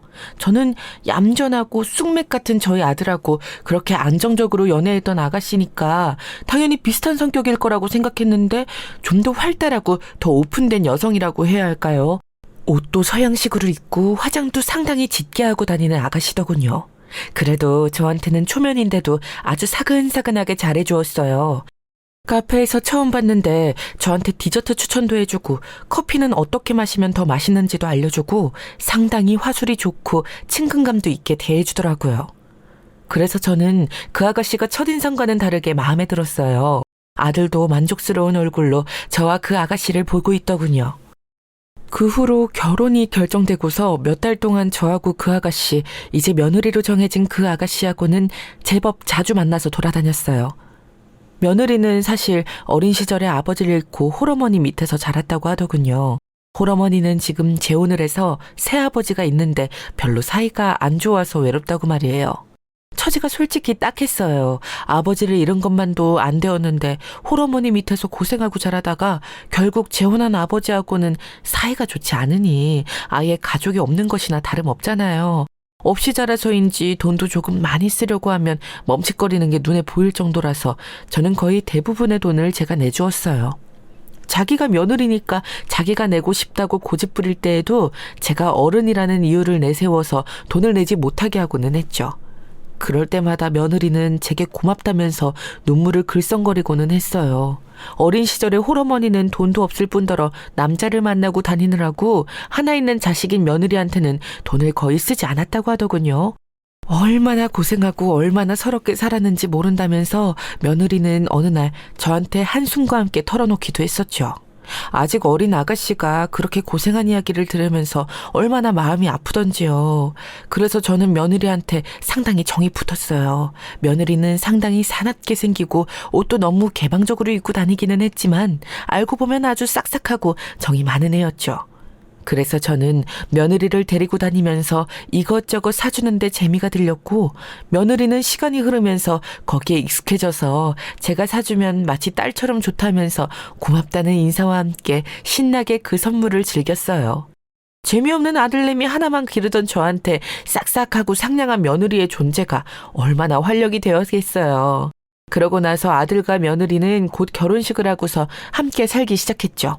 처음에는 아들이 저를 모시고 살겠다고 합가를 하고 싶다고 그랬어요. 그런데 며느리의 안색이 별로 좋지 않은 것을 눈치채고 제가 그러지 말라고 했죠. 저야 물론 아이들과 살면 좋을 테지만 아무리 그래도 며느리 입장에서 시어머니랑 사는 게 좋을 리가 있나요? 절대 그럴 수 없죠. 그래서 저는 아들한테 퉁박을 주면서 저하고 살면 제가 도리어 힘들다고 너희들끼리 살라고 하면서 집을 사줬어요. 제가 그때 며느리한테 어떤 집을 원하냐고 물었던 기억이 나네요. 아파트가 좋니? 빌라가 좋니? 아니면 단독주택이 좋니? 어머님, 전 당연히 아파트가 좋죠. 그런데 너무 비싸서 걱정이에요. 며느리는 그렇게 말하면서 걱정을 했어요. 사실 저는 아들 내외한테 돈을 좀 보태서 제 돈하고 합쳐 사주려고 했지만 아들이 생각보다 돈을 모으질 못했더라고요. 아르바이트로 살아온 며느리야 말해 무엇하겠어요. 그래서 저는 그냥 눈 딱 감고 제가 다 내서 아파트를 한 채 아들 명의로 사줬죠. 큰 건 아니었어요. 그냥 서울 외곽 쪽에 자그마한 구축 아파트를 하나 매매해서 주었는데 며느리가 아주 감격해서 울고 싶어 하더군요. 사실 그 아이들 버리로는 한참 걸려야 살 수 있었을 테니까요. 며느리는 항상 제가 사업가라는 사실을 신기해하면서 존경한다는 듯이 말을 하고는 했어요. 사실 어머님 연세 정도 되시는 여성분들 중에 사업하시는 분 많지 않잖아요. 너무 멋있으세요. 나중에 저도 그렇게 살고 싶어요. 사업이라는 게 하다 보면 또 별거 아니란다. 네 남편은 사실 좀 사업하기엔 기질상 맞지 않으니까 네가 차라리 내 사업을 물려받는 게 나을 수도 있겠다. 저는 웃으면서 그렇게 말하고는 했어요. 사실 며느리가 아들보다는 좀 더 담대한 면도 있었고 시원시원한 성격으로 보였거든요. 사업하려면 아들처럼 너무 꼼꼼하고 답답한 성격보다는 며느리처럼 좀 시원한 게 나았으니까요. 그래서 저는 정말로 며느리가 잘만 하면 몇 년 지켜보다가 사업을 물려줄 생각이었어요. 그런데 좀 지켜보다 보니까 애가 똑똑하진 않더라고요. 그게 좀 아쉬웠어요. 사업은 성격만 담대해선 되는 게 아니고 여러 가지로 머리를 쓰고 생각을 많이 해야 되는 부분도 있거든요. 특히 출판사 쪽은 원고 검토나 작가 미팅 등 다양하게 머리 쓰고 고민해야 하는 분야들이 많아서 더욱 그랬어요. 솔직히 제 사업이 잘 되고 있어서 아쉽긴 하더라고요. 아들은 자기 분야가 따로 있고 거기서 잘 나가고 있으니 물려줄 수 없고 며느리는 아무래도 깜냥이 안 되는 것 같으니 말이에요. 그래서 그냥 출판사는 팔고 거기서 나온 돈을 물려줄까 싶더군요. 그것도 사실 제가 아직 한참 더 사업을 할 수 있는 나이였으니까 당연히 거의 10년, 20년 뒤의 일이라고 생각했었고요. 그래서 며느리한테는 사업 이야기는 거의 하지 않게 되었어요. 다만 며느리는 제 출판사가 꽤 잘 나간다는 걸 알고 있었고, 그래서 거기에서 나올 유산도 기대하는 눈치이긴 했죠. 그런데 그걸 탓할 마음은 없어요. 사실 부모가 재산을 넉넉히 가지고 있으면 자식들도 물려받는 게 당연한 일이기도 하고요. 제가 물려줄 마음도 있었으니, 게다가 아들은 하나였으니 며느리가 파렴치한 건 아니었죠. 그런데 그러다가 사달이 났어요. 제가 암에 걸렸거든요. 대장암이었는데 처음에는 심각하긴 했어도 나을 수 있다고 희망을 가지고 있었죠. 뭐 한국인들이 가장 많이 걸리는 병이 암이라고도 하고, 제 주변에도 암에 걸렸다가 완치해서 잘 살고 있는 지인들도 몇 있었거든요. 제 나이가 되어서 큰 병 하나 없이 사는 것도 이상한 일이라고 아들 며느리하고 같이 기운차게 말하면서 병원에 치료를 받으러 다녔죠. 그런데 그런 거 있어요. 세상에 일어났던 좋은 일이 저한테 꼭 해당이 되지는 않을 때가 있다는 거. 대장암을 말기에 발견한 것도 아니었고, 의사도 치료 잘하면 나을 확률이 크다고 말했었는데도 그게 안 되더군요. 암은 계속 전이가 되면서 재발했고 수술을 해도 그때뿐이었어요. 제 체력은 점점 더 약해져 갔고, 의사도 점점 자신감을 잃는 눈치였죠. 돈은 얼마가 들어도 좋다. 제발 나아서 조금 더 세상을 건강하게 살 수만 있으면 뭐든지 할 수 있다고 의사 선생님 앞에서 울기도 했는데, 그게 마음처럼 되지 않는 거더라고요. 저도 병에 걸리기 전에는 뭐 미련 없이 죽지 않을까 했는데, 막상 죽음의 위협 앞에 서니까 그렇게 되지가 않았어요. 어떻게든 살고 싶고 어떻게든 건강해지고 싶었죠. 건강보험 안 되는 신약이나 신기술도 써보고 미국도 다녀와보고 다 했지만 결국 의사 선생님이 고개를 떨구셨죠. 이제 마음의 준비를 해야 할 것 같다고요. 진짜 하늘이 무너지는 것 같았어요. 제가 아픈 동안 투병 생활을 지탱해 준 건 저희 아들과 며느리였어요. 아들은 별말 없이 자기 직장 다니면서 퇴근해서 돌아와서는 제 손을 잡고 묵묵하게 앉아있고는 했죠. 아직 젊은 아들은 제 아픔을 다 이해하지는 못했지만 그래도 나이 먹은 어머니에 대한 애정을 체온으로 전달해 주려고 애썼어요. 그리고 며느리는 간병을 지겨워할 것 같았던 것과는 다르게 너무 다정하고 세심하게 저를 돌봐주었죠. 겉으로는 아주 세게 보이고 많이 놀았을 것 같은 인상을 하고 있는데도 저한테 해주는 것을 보면 그 이상 얌전하고 섬세할 수가 없었어요. 제 병 때문에 아이를 가지려던 계획도 미루고 제 간병에 거의 모든 시간을 투자해 주었죠. 입원했을 때도, 병원에 자주 통원해야 했을 때도 며느리 덕분에 얼마나 편하게 다녔는지 몰라요. 그럴 때마다 저는 며느리의 손을 붙잡고서 눈물 지을 때도 많았죠. 내가 정말로 너 때문에 말년을 편하게 사는구나. 네가 진짜 내 딸로 태어났어야 하는 거 아닌지 모르겠다. 어머님, 제가 며느리인데 자식이잖아요. 딸이나 다름없죠. 며느리는 다정하게 말하면서 제 손을 마주 잡아주고는 했죠. 그런데 문제는 며느리하고 아들 사이가 썩 좋아 보이지 않는다는 거였어요. 아들은 조용한 성격이라서 며느리한테 목소리를 높이는 경우는 없었지만 그렇게 다정하거나 따스하게 대하지 않았죠. 신혼 때는 무척 사이가 좋더니만 몇 년 지나지도 않았는데 그렇게 대면해지니 이상할 따름이었어요. 며느리 역시도 아들한테 정도 이상의 말을 걸지 않았고요. 그래도 며느리는 아들하고 잘 지내보려는 듯한 제스처를 취할 때가 있었는데 아들은 뭔가 냉랭한 얼굴로 며느리를 쓱 보고서 그냥 지나치는 경우가 많더군요. 대체 어째서인지 궁금했고 아내한테 그러면 못 쓴다고 아들을 몇 번 꾸짖기도 했어요. 하지만 아들은 별다른 말 없이 고개만 저을 뿐이었죠. 사실 이상한 일이었어요. 아들의 아버지, 그러니까 제 남편도 쑥맥이고 얌전한 사람이기는 했지만 저와 아이를 무척 사랑했던 가정적인 남편이었거든요. 말수가 많진 않았지만 스치는 눈빛 하나도 모두 다정해서 사랑을 의심할 수 없는 사람이었어요. 아들은 남편을 아주 많이 닮았는데 자기 아내에 대한 태도만 이렇게 다르니까 좀 이상하기는 했죠. 혹시 며느리가 아들한테 뭔가 잘못한 게 있는 걸까 싶긴 했어도 그럴 만한 것도 보이지 않았어요. 애초에 며느리는 제가 아프고 나서부터는 간병을 하느라고 가정에 신경을 많이 못 쓰기도 했고요. 만약 아들 내외가 멀어진 이유가 있다면 제 병 때문일 수는 있는 상황이었죠. 솔직히 며느리한테 이런저런 생각으로 너무 미안했어요. 저 때문에 다른 것에 신경 쓰지 못하고 간병만 하느라고 남편하고 제대로 즐거운 시간을 갖지도 못하고 그저 아픈 시어머니한테만 온 시간을 할애하고 있으니 말이에요. 그런데 아들이라는 놈은 저렇게 무뚝뚝하게 아내한테 대하기만 하고, 그래서 저는 아들을 데려다 놓고서 하루는 잘 타일렀어요. 너 새아가한테 왜 그러는 거니? 아직 아이도 안 낳았는데 그렇게 대하면 못 써. 아내한테는 다정하고 세심하게 배려해야 하는 거다. 네, 그런데 어머니, 아니에요. 아들은 뭔가 말하고 싶은 눈치였지만 애써 말을 삼켰어요. 저는 뭔가 이상하다고 생각했지만 그렇다고 말하지 않으려는 아들한테 추궁을 할 수도 없었죠. 아마 아들하고 며느리가 서로 안 맞는 부분이 있는 것 같더라고요.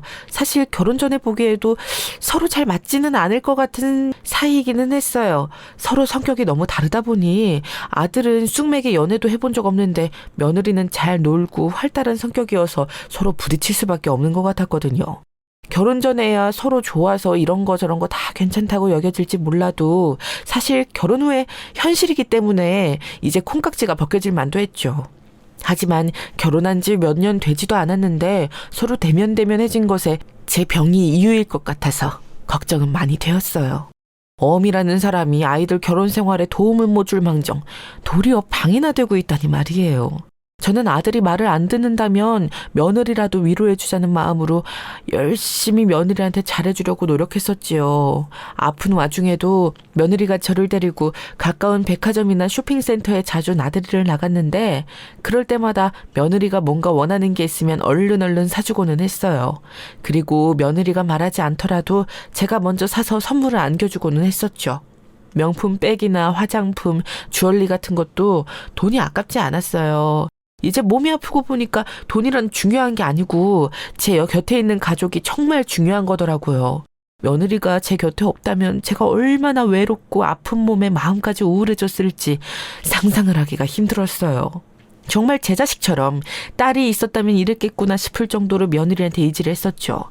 며느리는 제가 아파서 누워있으면 얼른 옆으로 와서 약과 물을 주고 제가 일어나기 힘들어하면 부축해서 일으켜주고 밥을 먹기 힘들어하면 일부러 죽을 끓여와서 숟가락에 김치를 올려가면서 먹으라고 내밀어 주었어요. 몸이 아픈 와중에 그런 다정함은 정말 말로 할 수 없이 고마워지고는 하죠. 그래서 제 재산은 전부 아들 내외한테 주려고 했고 부동산 일부는 며느리한테 주려고 하고 있었어요. 혹시라도 아들하고 며느리가 사이가 좋지 않더라도 며느리 혼자라도 당당하게 살 수 있게 해주고 싶었거든요. 제가 아들보다도 며느리가 더 소중하게 느껴질 정도였으니 얼마나 며느리한테 의지를 했는지 아시겠죠? 하지만 솔직히 며느리가 영민한 아이는 아니었으니 저는 슬슬 사업체를 정리하고 있었죠. 사업 자체를 물려줄 순 없다고 판단이 되었으니까요. 능력이 안 된 아이들한테 사업을 물려주면 그보다 더 큰 재앙도 없다고 생각했거든요. 그런데 다들 아시겠지만 사업 정리하다 보면 아무래도 이리저리 대출도 있고 그걸 이것저것 팔아서 갚아나가는 과정이 생각보다 굉장히 복잡하고 길어요. 그런데 제가 몸이 안 좋으니 더욱 늦어지고는 했죠. 전부 정리하고서 아들 며느리한테는 부동산과 현금만 물려주려고 했거든요. 몸이 낫더라도 일단 제 사후를 위해서 물려줄 준비를 하고 있었는데 그때쯤 의사 선생님이 저한테 시한부 선고를 하셨어요. 6개월, 길어야 1년 정도 살 수 있다고요. 시한부 선고를 받는 충격은 이루 말할 수가 없어요. 저는 먼저 암 치료를 시작하면서부터 의사 선생님한테 부탁을 했었어요. 무슨 나쁜 일이 있더라도 환자 본인인 저한테 가장 솔직하게 말씀해달라고요. 지금 저희 집의 가장이 저이기 때문에 제가 모든 일을 알아야 하고 모든 일을 직접 처리해야 한다고 말이에요. 그래서인지 의사 선생님은 시한부 판단을 미루지 않고 곧장 저한테 말씀해 주셨어요. 아들 내외한테는 전혀 말 없이 그냥 저만 그 이야기를 듣고 슬퍼할 수밖에 없었죠. 의사 선생님이 아주 난처해 하셨지만 선생님의 잘못은 아니니까요. 제가 시한부라는 사실은 저만 알고 있었어요. 따로 아들이나 며느리한테는 말하지 말아달라고 제가 말해주겠다고 의사 선생님한테 신신당부를 했었죠. 아이들이 얼마나 충격을 받을지 여태까지 살아보겠다고 그렇게 발버둥 치면서 치료를 받았는데 하필이면 그때가 겨울이어서 덜 쓸쓸하고 슬퍼지더군요. 인생의 막바지에 이른 노인이라도 막상 이제 더 이상 살 수 있는 날이 얼마 남지 않았다는 사실을 선고받으니 이건 완전히 다른 문제였어요. 가족이라고는 아들네일 뿐인데 그 애들을 두고서 떠나야 하겠구나. 이제 더는 이 좋은 세상 살아보지도 못하고 가겠구나. 하루 종일 그 생각이 뇌리에서 떠나질 않더군요. 저는 그래서 집에 와서도 축 늘어져 있었어요. 차마 애들한테 이야기를 할 엄두도 내지 못하고 있는데 며느리가 다가와서 저한테 조심스럽게 이야기를 건네더군요. 어머님, 무슨 일 있으세요? 오늘 더 힘이 없어 보이셔서. 그래, 그게 일이 있지, 있고 말고. 며느리가 그렇게 묻는데 제가 아무 일도 없는 것처럼 굴 수가 없겠더라고요. 저는 그 착하고 다정한 며느리가 너무 놀라거나 두려워하지 않도록 애손을 잡고서는 그날 있었던 일을 이야기했어요. 더는 내가 오래 살 수 없을 것 같다.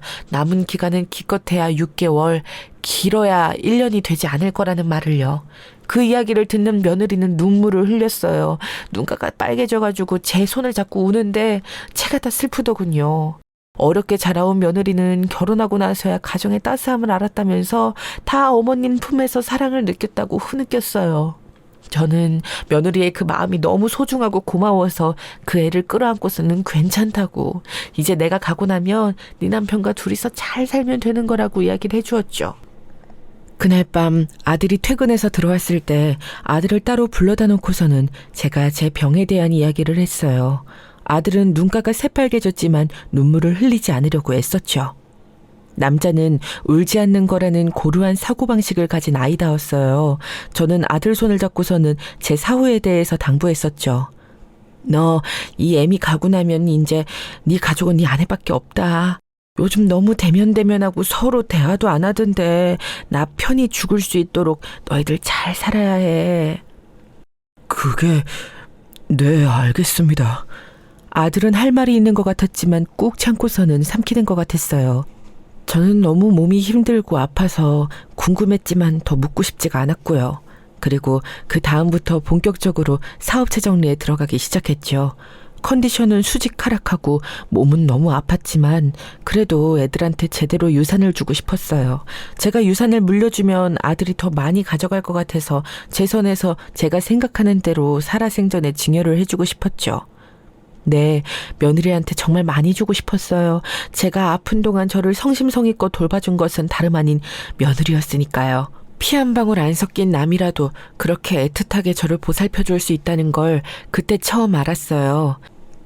제 평생 내내 무뚝뚝한 아들만 기르느라고 남편 떠내보내고 난 후에는 저를 그리 생각해주는 사람이 없었던 거였죠.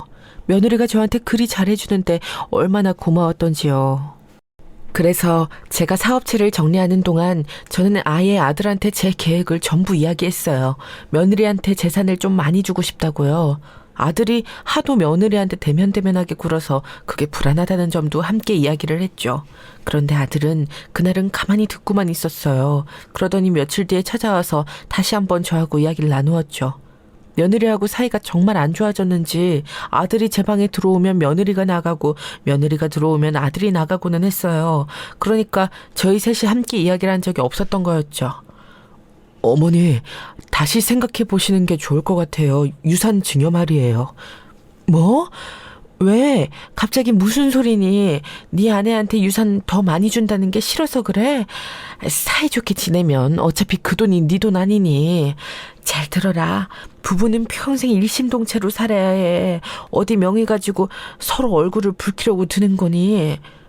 저는 아들이 며느리를 질투하는 거라고 지레짐작해서 아들을 먼저 꾸짖었어요. 하지만 아들은 그런 게 아니라며 손을 내줬더니 결국 한숨을 푹 쉬더군요. 어머니한테 이런 거 아시게 하고 싶지 않았어요. 몸도 안 좋으신데 괜히 속만 복잡하실까봐. 저는 아들이 대체 무슨 소리를 하는 건지 알 수가 없더군요. 아들은 천천히 말을 꺼냈어요. 사실 저 사람 지금 따로 만나는 남자가 있는 것 같아요. 아니, 있어요. 제가 카톡하고 사진으로 다 확인했거든요. 뭐? 너 그게 무슨 소리니? 진심이야? 진짜로 하는 말이야? 저는 너무 놀랐어요. 아니, 저한테 그렇게 살갑게 대하던 며느리가 다른 남자를 만나고 있다뇨. 정말 딸 같은 아이라서 믿을 수가 없었죠. 그것도 죽기 직전인 시어머니 모시면서 다른 남자를 만났다니 정말 인간으로서 최악인 거잖아요. 저는 아들한테 도리어 화를 냈어요.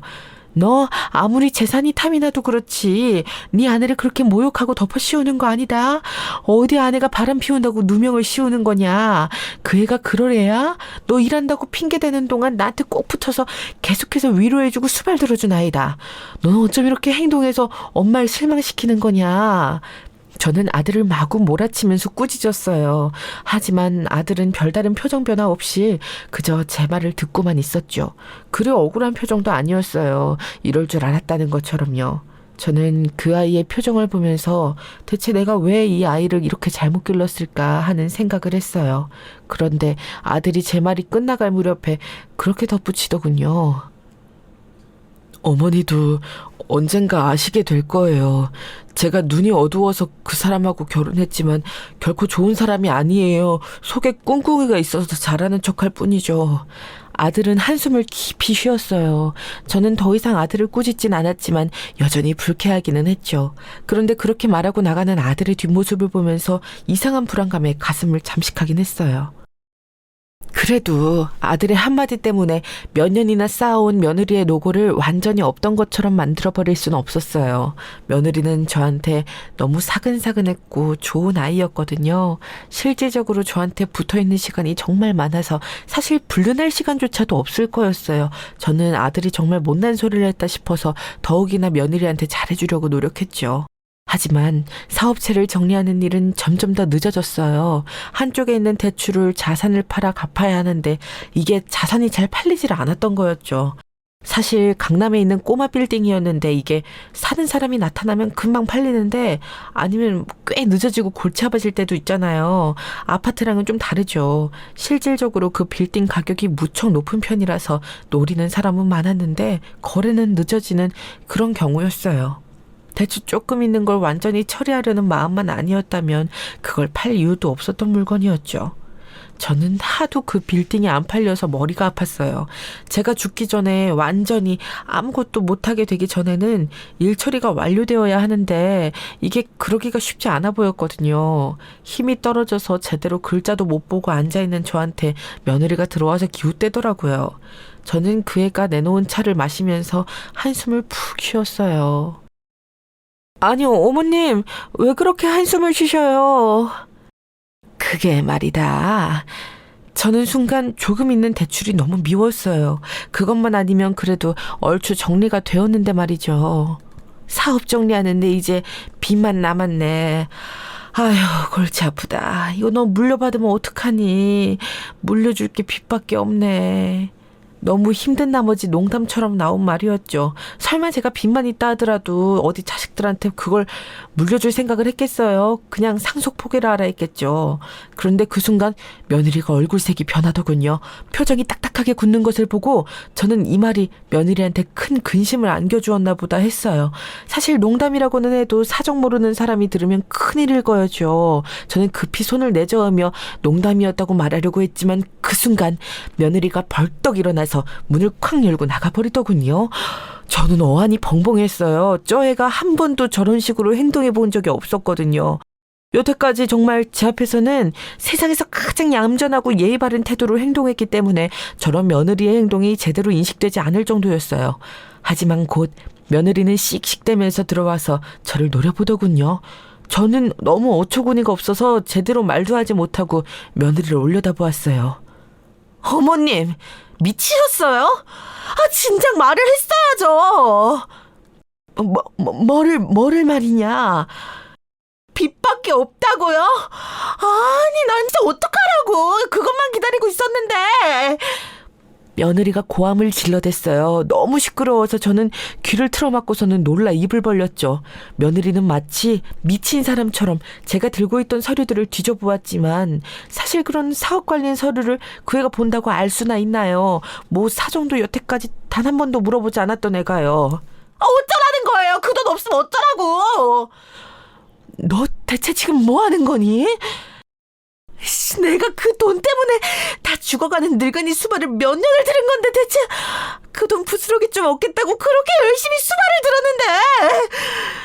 며느리는 가슴을 치면서 마치 사기라도 당했다는 것처럼 소리를 치더군요. 저는 너무 어안이 벙벙했어요. 그 순간 아들이 했던 말이 스쳐 지나가더군요. 며느리가 그렇게 좋은 사람이 아니라는 말이에요. 제가 입을 벌리고 어떻게 뭘 하지도 못하고 있는데 며느리는 발을 쿵쿵 거면서 다가와 저한테 베개를 집어 던지고 이불을 집어 던졌어요. 그러고서는 나가서 백을 집어들더니 곧장 아파트를 나가버렸죠. 너무 창졸지간에 일어난 일이라서 저는 뭘 어떻게 말을 할 수도 없었어요. 며느리가 나가고 난 후 집안은 무슨 폭풍이라도 치고 나간 것 같더군요. 가만히 생각해보니 며느리가 정말로 제 말을 빚만 남았다고 여긴 것 같았어요. 그러니까 여태까지 계속 하기 싫은 걸 억지로 돈만 보고 참고 있다가 결국 그 말 한마디에 터진 거였죠. 어떻게 사람이 그렇게까지 거짓된 탈을 잘 쓰고 있었던 건지, 여지껏 그렇게 다정하고 상냥하게 저를 수발들어 주던 것은 전부 거짓이었던 건지 순간 너무 눈물이 나더라고요. 그렇지 않아도 정말 몸이 너무 많이 아프거든요. 살 날 얼마 남지 않은 순간에 이런 식으로 제가 마음을 주었던 애한테 배신을 당하다니요. 그날 아들이 퇴근해서 들어올 때까지도 며느리는 들어오지 않았어요. 저는 멍하니 아들이 퇴근해서 들어오는 것을 바라보았죠. 제 안색을 보고서 무슨 일이 있었음을 직감한 아들이 급하게 다가와서 저한테 물었어요. 무슨 일 있었어요? 그 사람은요? 그 아이 정말 그렇더구나. 네 말이 정말 맞았어. 여태까지 그냥 거짓으로 나한테 돈만 바라고 그리 다정하게 군 거였어. 저는 넋을 놓고서 아들한테 그날 있었던 일은 이야기했어요. 아들은 얼굴을 굳었다가 결국 무슨 일인지를 모두 듣고서 한숨을 푹 쉬었죠. 이미 다른 남자하고 깊은 관계예요. 그런데 그냥 어머니가 돈을 주실 걸 바라고서 그렇게 버티고 있었던 거죠. 저하고도 이혼하고 싶어서 안 달라 있을걸요. 어머니 유산만 아니면 저하고 당장 갈라서고 싶어 미치고 싶을 거예요. 그럼 이제 어떻게 해야 하니? 법적으로 저게 네 아내이니 이대로 내가 죽으면 너는 어쩌고 유산은 어쩌고. 저는 멍하니 아들한테 그렇게 말했어요. 저는 이제 살 날이 얼마 안 남았으니 그렇다 치더라도 아들이 너무 불쌍하더라고요. 결혼을 잘못하고서 아내가 그렇게 나쁜 사람이라고 이미 고백을 했는데도 어미라는 사람이 제대로 믿어주지도 않았으니 말이에요. 아들은 한숨을 푹 쉬었어요. 그러더니 잠시만 생각할 시간을 달라면서 조금 기다려보자고 했죠. 그런데 며칠 후였어요. 아들은 얼굴이 굳어서 제게 와서 말하더군요. 어머니, 이제 뭐 우리가 뭘 할 것도 없어요. 저한테 협의 이혼하자고 요구하더군요. 제 앞으로는 별다른 재산이 없으니 제 명의인 이 집을 가지고 가겠다고 했어요. 하지만 그 사람이 이미 이 집으로 대출을 엄청나게 받아놔서 사실 별다른 게 없다고, 지금 집값 떨어지는 와중에 그럼 빚도 가져갈 거냐고 했더니 그건 싫다고 하더라고요. 뻔뻔하기도 하지. 아들의 마음은 무거운 듯 했어요. 저는 고개를 끄덕이고 그냥 빨리 협의 이혼을 해주라고 했죠. 제가 곧 죽을 날이 머지않은데 아들이 못된 아내 때문에 고통받는 걸 더 보고 싶지가 않았어요. 법적으로 다툰다면 얼마든지 소송 비용 정도는 될 수 있었지만 제 몸이 너무 힘들더라고요. 그래서 아들은 그날로 나가서 며느리하고 협의 이혼을 하고 왔어요. 한 달이 지나서 숙려 기간까지 완전히 지난 다음에야 아들과 저는 휴 하면서 가슴을 쓸어내렸죠. 이미 며느리의 불륜을 알았을 때부터 아들은 완전히 마음이 떠나서 이혼을 했는데도 아무런 동요가 없더라고요. 그것 자체도 또 가여워서 저는 아들을 붙잡고 한참이나 울었었어요. 아들은 재산도 자기한테 줄 것 없다면서 그냥 저 죽으면 전부 사회 환원이나 하라고 하더군요. 어차피 자기도 아이 없고 아내도 없으니 그냥 벌어먹고 살면 된다면서요. 그런데 완전히 이혼이 법적으로 종료되고 난 후 한 일주일 정도 지났을 때 며느리가 집에 왔더군요. 자기 짐을 가지러 왔다나 봐요. 저는 사업 정리하던 서류를 손에 들고서 멀거니 며느리가 자기 짐을 챙기는 것을 지켜보았어요. 그때 마침 제가 들고 있던 게 그 꼬마 빌딩 팔고 정리해서 남은 금액이 든 통장이었죠. 사실 엄청난 금액인 것은 맞아요. 일반적인 소시민들은 잘 실감이 안 될 정도의 금액이죠.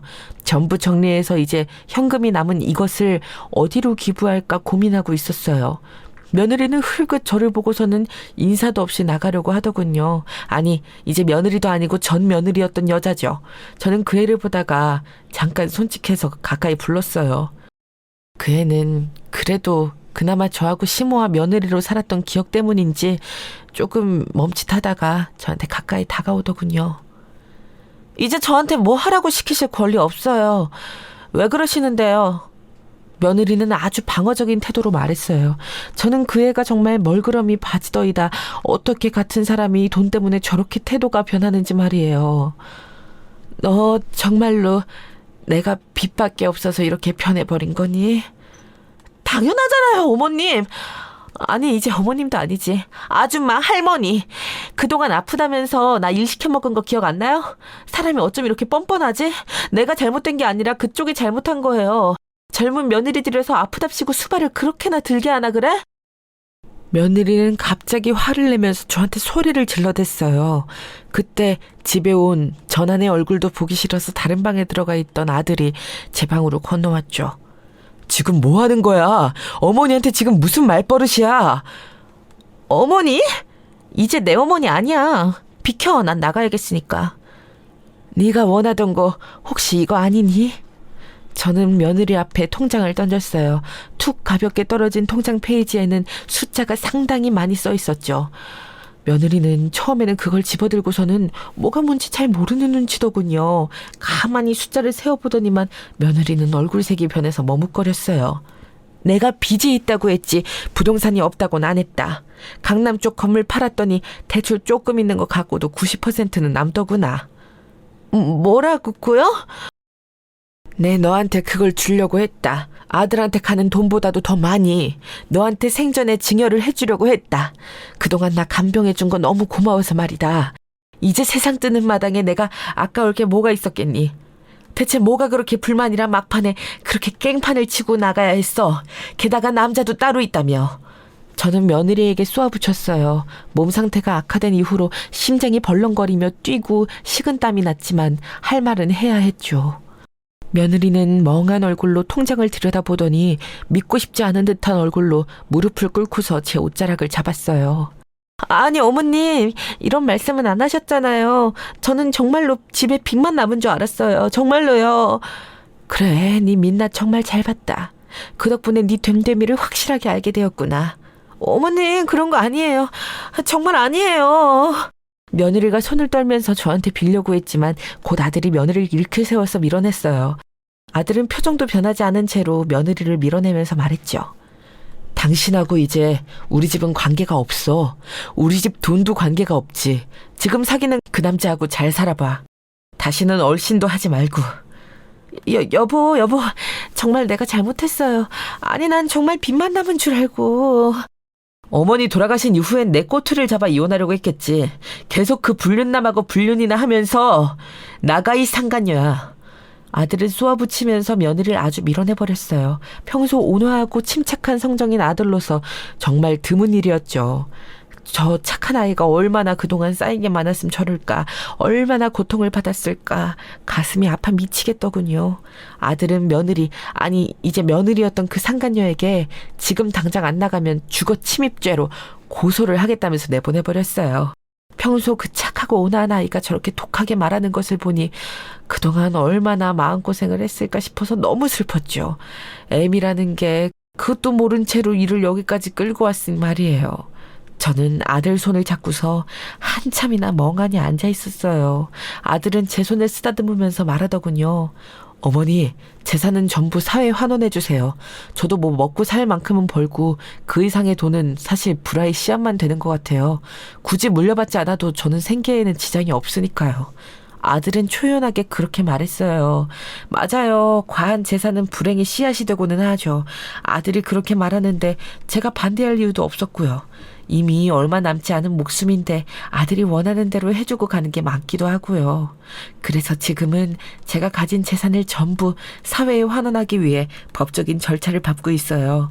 죽음이 얼마 남지 않은 탓에 몸도 여기저기 아프고 마음도 급하지만 그래도 아들의 인생에서 불행이 될 게 뻔했던 며느리를 몰아낸 것에 감사하면서 하루하루 눈을 뜨고 있죠. 부디 제 재산이 정말 필요한 사람들에게 가서 잘 쓰이기를 바랄 뿐이에요. 제 전며느리 같은 사람 말고 말이죠.